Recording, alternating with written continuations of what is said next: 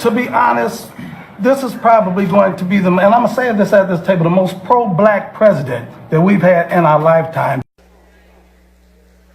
So had that asked me, I would have said, before you praise this president for being pro-black, before you praise this president for caring about ethnic communities and marginalized populations, do your homework. Well, some of y'all didn't do your homework. They didn't do their homework. So let me tell you just a little bit of research, not just him personally, but also some of his policies. Perhaps before they went and sat at this table, they should have done their homework. Because if they had done their homework, they would have known that President Trump has ramped up mass incarceration by instructing Attorney General Jeff Sessions to revitalize the war on drugs. They would have known that of the 87 picks for federal judges, 85 have been white and just one has been black and one has been Hispanic. They would have known that President Trump supported the Department of Justice engaging in unlawful voter purges, making it difficult for blacks to go and vote. They would have known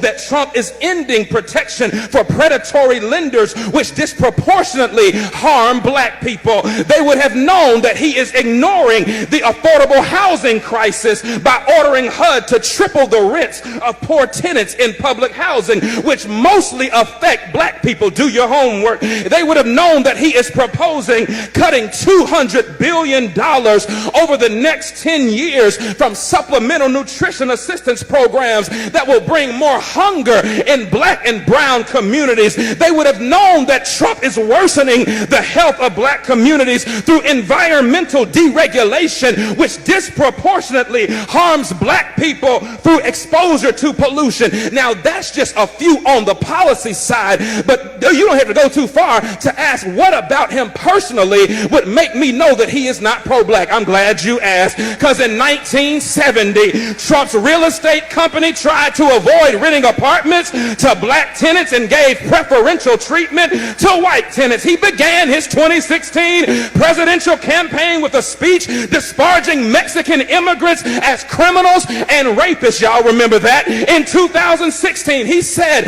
of people of color, you are living in poverty, your schools are no good, you have no jobs. Hold on, I'm a product of a HBCU and I'm a product of black school systems and black teachers. Don't you ever tell me that my black schools are...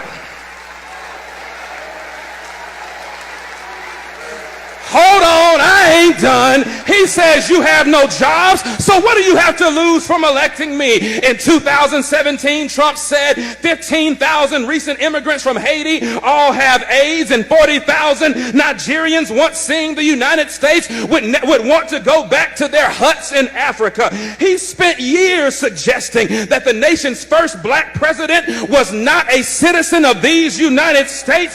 He called Puerto Ricans who's criticized his administration's response to Hurricane Maria. He called them politically motivated ingrates. Hold on, but he called those who marched beside white supremacists in Charlottesville, Virginia, he called them very fine people. He hired Steve Bannon, a white nationalist, as his chief strategist. He called Haiti and other African nations S-hole countries, and he's taking credit for an economy that has not been built on his administration, but was built on the backs of 8 years of hard work under the Obama administration. Negroes, please, don't you come up in here talking about this is the most pro-black president that you have ever seen when the record suggests that he cares nothing about people of color.